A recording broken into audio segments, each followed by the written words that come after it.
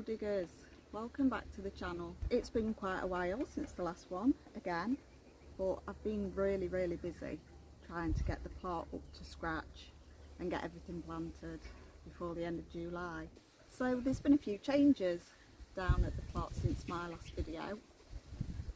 I've finally started with the front chicken sheds, giving them a little vintage makeover after being inspired by my trip to the Black Country Museum, which was absolutely fabulous. And everything's growing now. Some things are growing well, some things not so well. The drought's definitely given things a bit of a knock. I've not lost too much, but I'd say more stunted growth and poor germination than actually failed crops. But we'll have a bit of a plot tour and I'll show you what I've been up to. Right, and here we are in the polytunnel. Still got a few weeds popping up behind the beds there that I need to attend to. But as you can see, the last time I watered was a couple of days ago, as per the advice in the book, and everything's definitely ready now for a bit of a drink. So these are the rare blabby specials, and as you can see, they are actually starting to set fruit now, which is very exciting. This is the one that I'm most bothered about, the blabby specials, to be fair. We've got the Elsa Craigs, the Harbinger, and the Moneymaker, which also has got a few on, and they're all the original wartime tomatoes. Not so much in here, but in the back polytunnel, it's yeah, I'm easier to just show you because it's all gone a bit mental. So Mr. Middleton's advice when it comes to tomatoes is to not cut back the leaves of the tomato plant. The thinking behind it is that it helps the nutrients to actually go into the trusses to develop the fruit. I've found that easier said than done. Not so much in here, but in the back polytunnel. I'll show you why when we get to that bit on the tour. I've left the bottom ones on for as long as possible, but I have started trimming them off now. As you can see, I have actually cleared a bit of space around the bottoms of the plants just so that the air can circulate. Dig for Victory dictates, obviously, that nothing gets wasted. Right now, a summer drought is baking our plots, and our instincts are to water every single night. But according to the master gardeners who fed Britain during the Blitz, you might actually be killing your plants with kindness. When food was scarce, crop failure meant going hungry. But the legendary BBC broadcaster and gardener C.H. Middleton had a secret weapon for heat waves. He didn't tell them to water more, he told them to water less and follow some simple steps instead. Soon as we're doing a Dig for Victory allotment, we're testing his exact 1940s drought busting methods, and we'll see how far they go to helping us during a drought on a modern day allotment. So following C.H. Middleton's classic Dig for Victory advice for July, we should be growing some winter crops. So we should be sowing things like kale, winter cabbage and spinach, cauliflower, extra carrots, to make sure that we don't go hungry when the plot's at a less productive time. He invites us to look out for common pests like the cabbage white butterfly and its caterpillars, slugs, aphids, and it gives us a few tips of how to deal with those. a couple of the things that he recommends are things like laying old cabbage leaves on the surface of the soil for the slugs to congregate underneath. Obviously then you come along in the morning and dispose of the leaf. Another one is to sink empty jam jar into the soil in your bed and put in some raw meat.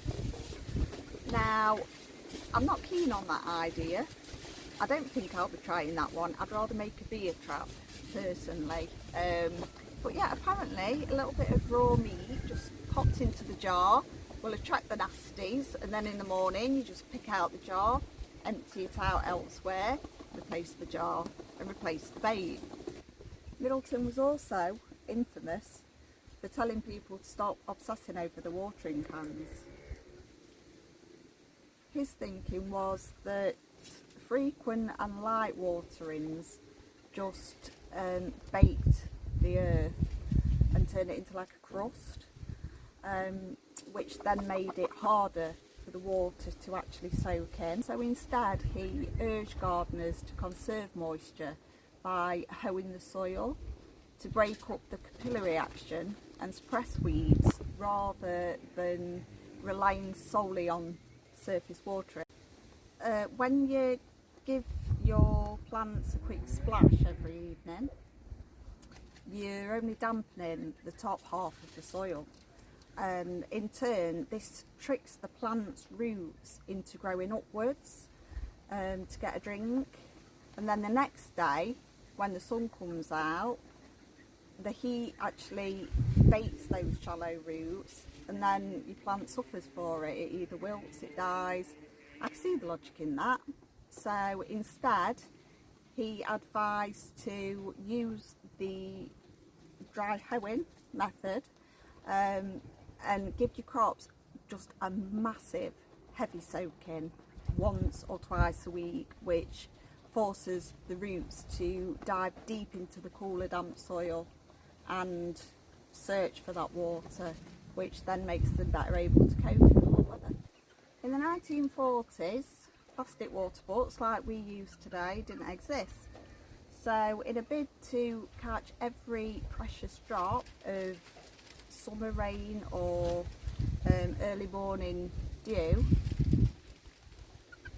gardeners were advised to tie string, rough string, to the roofs of their sheds and other outdoor buildings and let the string dangle down into a bucket, and that in turn guided all of the water to come from the roof down the string into the bucket, and then it filled the bucket ready for watering your plants. Ingenious. Straight into the container without splashing away, free water courtesy of the Blitz Spirit. Brilliant. Another top tip that a lot of us are still using today in one form or another was sinking flower pots for target watering. So to make every precious drop of water count without waste, wartime gardeners sank empty clay flower pots, sorting cans into the dirt right next to thirsty crops like tomatoes and marrows, cabbage, anything really. You can do it for leeks, anything. And then the water's poured directly into the pot, and this funnels the moisture straight to the roots where you need it, instead of it running off into the dry topsoil. Right, so I'll show you around the plot. So the seating area had a bit of an update.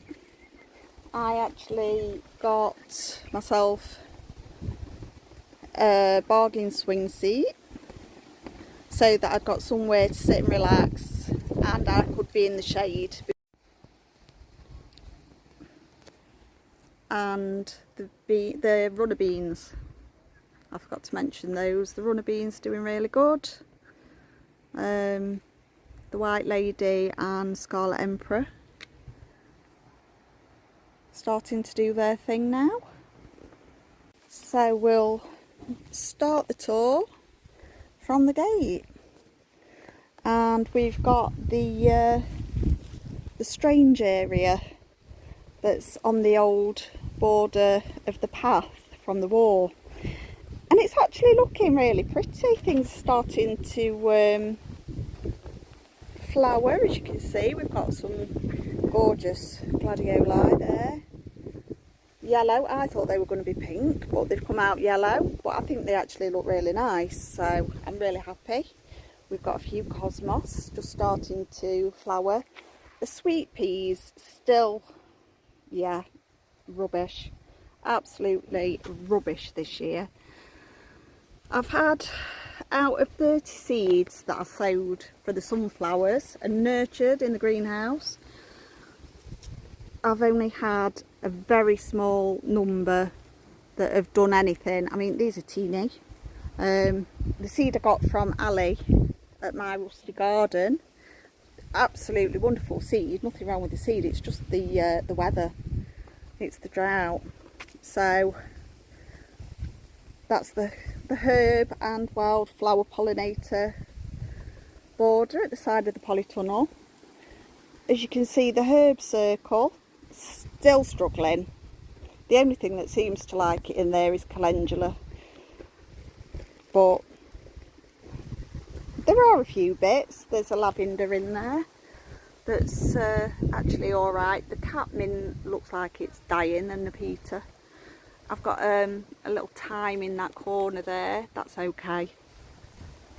Everything else looks rubbish. Oh, and what have I got there? I think that's sage or an oregano. And in this corner, this is the one place where the sunflowers did actually thrive. The wind's really getting up, guys, sorry about that. So we've got one alley of the red, but it's absolutely beautiful. And we've got those as well, the yellow ones. That's as tall as they've got though. We've not got any big sunflowers at all. That is the biggest. Behind here we've got strawberry plants. I've still not managed to get a bloody strawberry because something pinches them, despite being under netting, and I've put sheep's wool around them as well to keep them off the ground. Something is still getting in there and nicking them, so I've not even had one strawberry this year so far. As you can see, the loganberry's gone absolutely mental, and I need to tie it in again. We've got a few pumpkins and a sunflower there. The rhubarb one has gone dormant, totally dormant. Well, I'm hoping it's dormant and not dead. And we've got the biggest one is still hanging in there. It's not doing great, but you know, still alive.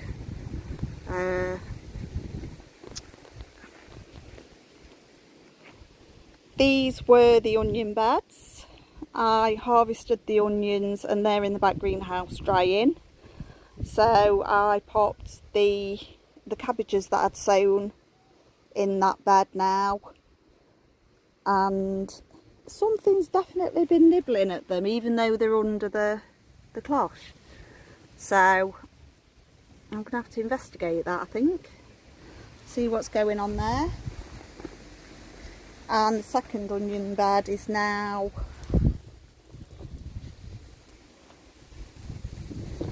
again a few cabbages in there and squashes. I think we've got acorn squash, spaghetti squash in that one,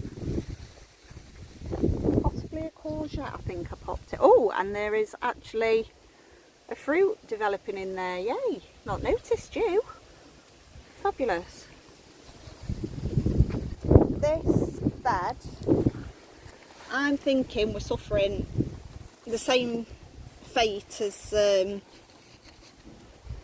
now this one I think is suffering from the same as the grass, because nothing seems to want to thrive in it.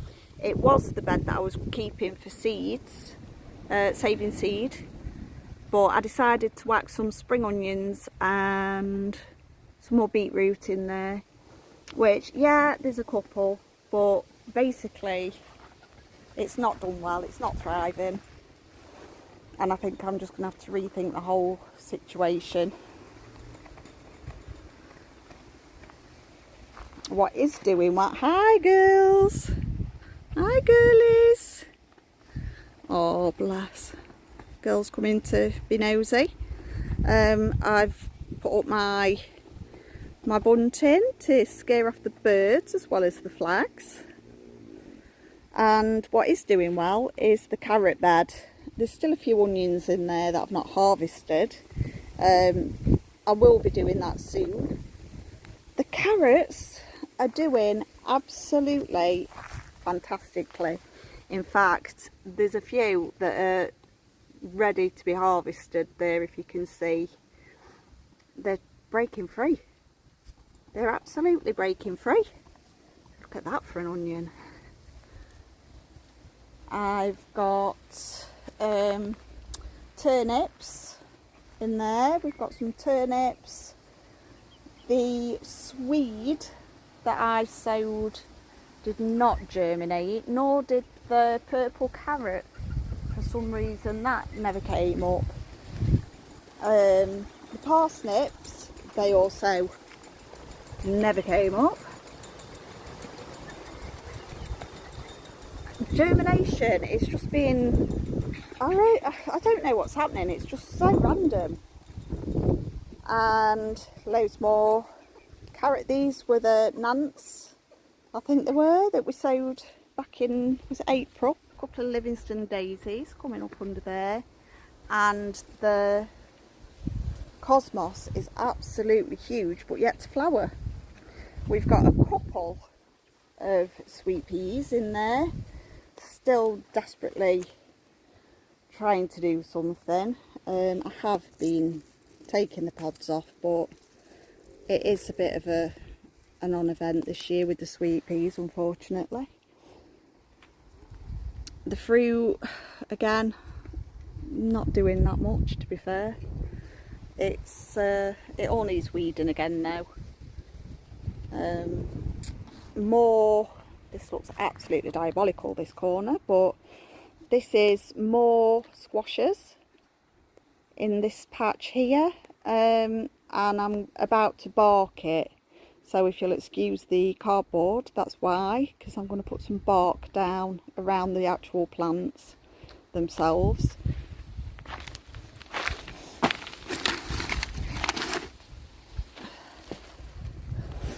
I mean, the plants are healthy. There's nothing wrong with the plant. This one was a Pattinson's White, I think it was, that snapped when it was in my bedroom. It was one of those that got snapped when the cat got into the room and jumped on the plants. And I just stuck the broken bit in the soil and it grew back. It took, and I was so happy. So out of all of the squashes, this is the one that I really want, because it's really, really tried. This is the sprout bed doing its thing. A little bit overcrowded actually, if I'm thinking rightly. We've got chard, which is doing great in there, and we've got some kale as well, which is doing really well in there. The chickens keep pulling the netting off though, because they say it's theirs, that's their sunbathing spot, and I'm not allowed to take it. We've got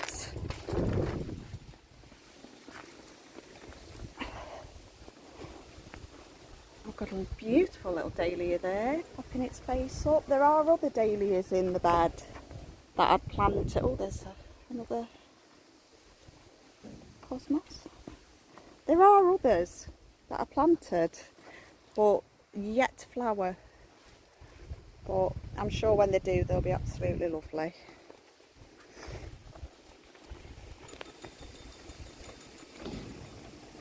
So as we go up the path,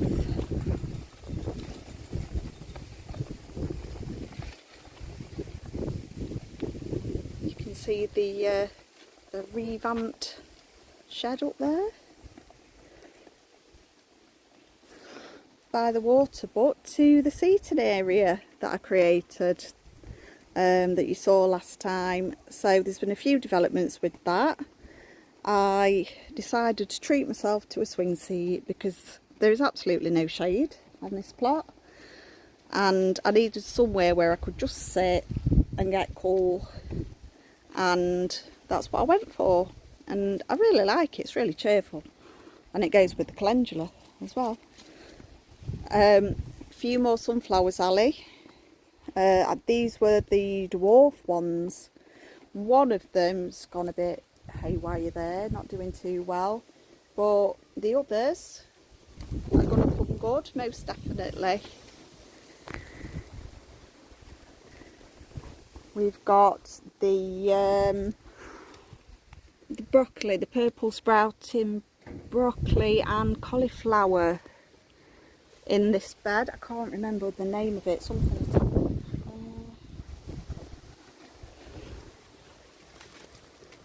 cauliflower Dicilia violeta.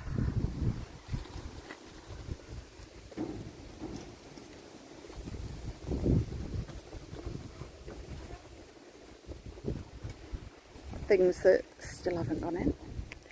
And we've got a few we've got a few celeriacs in here amongst the sunflowers, but unfortunately the chickens absolutely love the leaves. They're a nightmare. They just strip everything, hence the reason why the sweet corn is like Fort Knox. I've had to completely fence it off because, yeah, they just want to nibble and scratch. So that's the sweet corn bed that we planted last time. As you can see, it's coming on really well. This was, I think this was broccoli, if I remember rightly.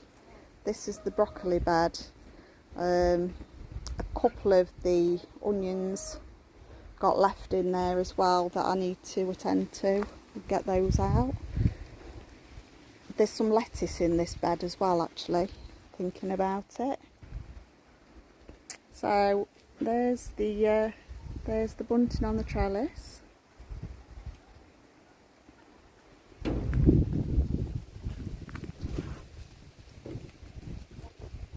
So there's the bunting on the trellis on the arches to keep the birds off, but not the chickens apparently.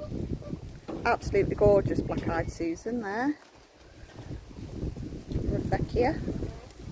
And I created a second sweet corn bed because I still had loads of plants left over, and again it's like Fort Knox, I've had to completely wire it off.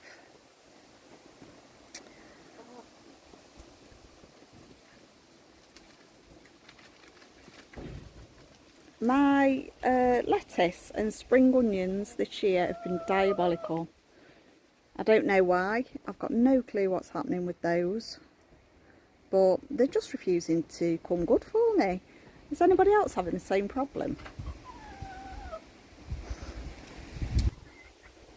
And here's a pretty little tub just of leftover bits and bobs to, you know, brighten up the place. Hi guys, play nice. And round the corner to the new and improved chicken shed, as inspired by my trip. So what I've done is I've painted it green on the outside struts.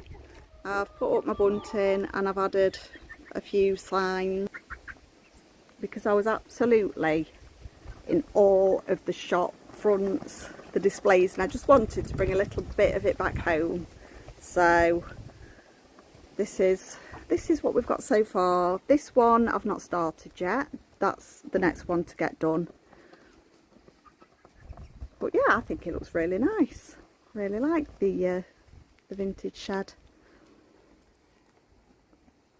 The old wonky bench that was here when I came, that's got a lick of paint. Not finished the legs yet. Might well leave the legs and just tidy them up a bit, sand off the dribbles and keep it as it is, because I think it's quite nice like that. The trees they're doing okay. Nothing spectacular. All underneath needs sorting out now because it's all finished and gone over and it looks grotty. So I'm going to take all that out, and I think I'm going to put the amaranth in underneath the trees.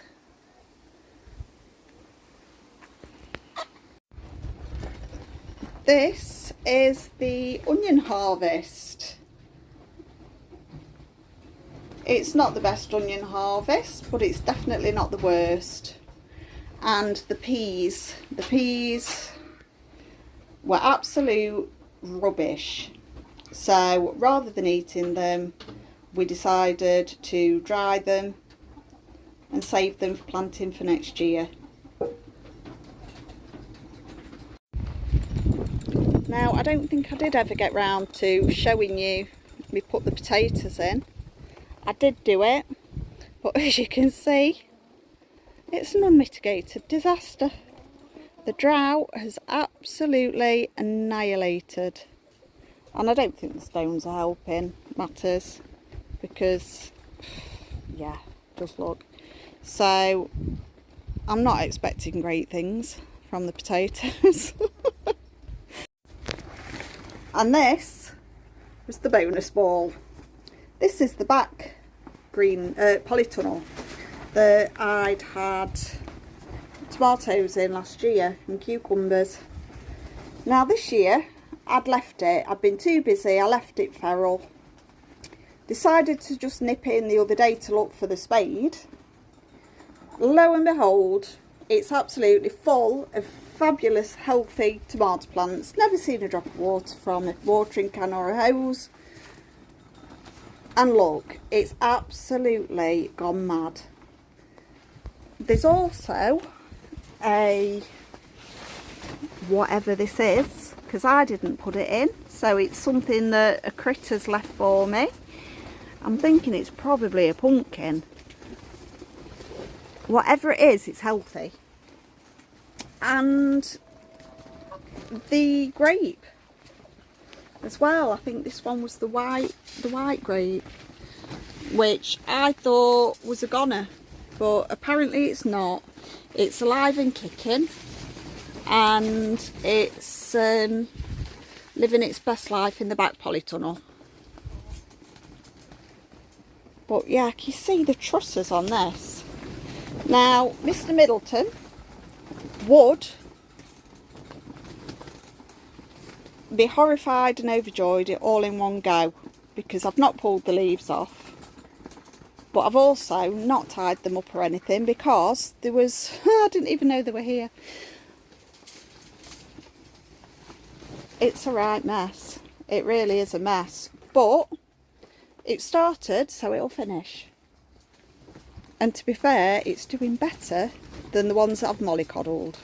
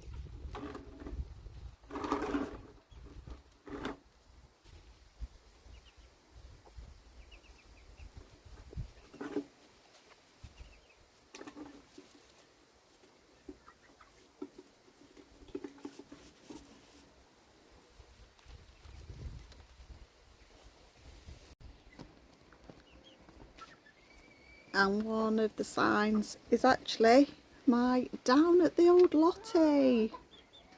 Love that one. It's great. And the little duck that I found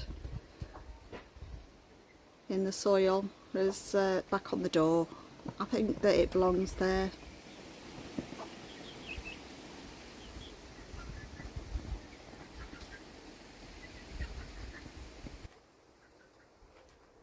If you've made it this far, thank you for watching.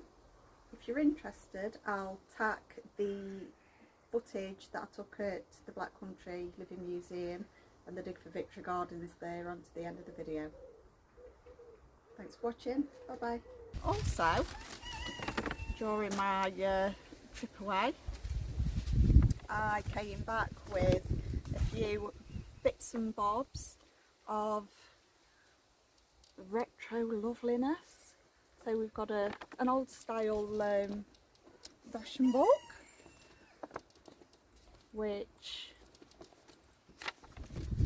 as we can see, is gorgeous.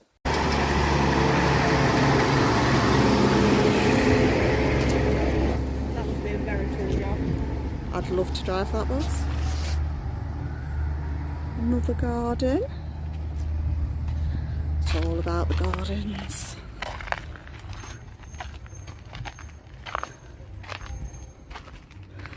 Look at that rhubarb.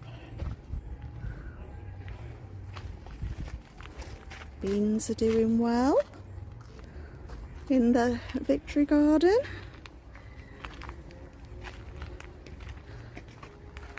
Cracking. Well, the squashes are definitely a lot further on than mine.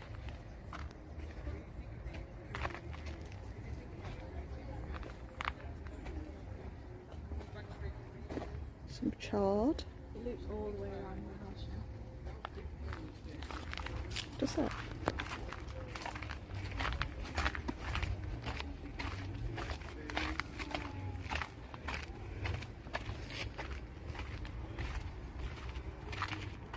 Oh,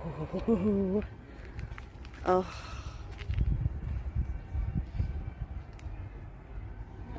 I just want to live here, actually, I think.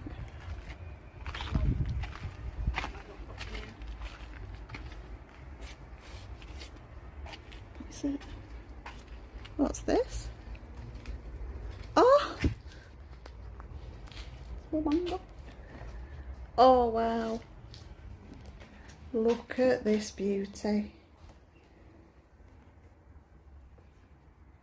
I'm just thinking Claire now from Farmyard Garden, because she's actually got one like this that she's using to make flower bouquets that she's just done up. And this is the exact same mango as I wanted. It's going to get to 35 degrees. And unfortunately I couldn't collect it. Look at it. Oh, stunning. Absolutely stunning. Love this. Oh, do we want to go in this bit? Lavender. As well. There's a nice cross breeze here actually. It is a good building to cover. Herbal remedies.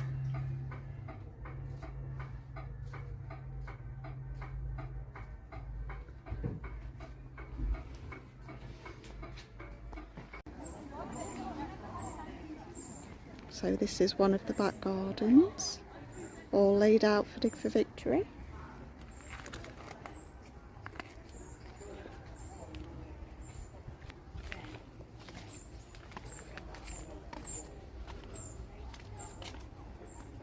Little privy.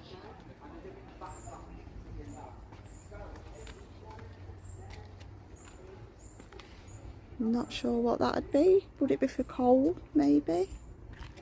I think that would be for coal. Oh, I thought it was like the pigs or something.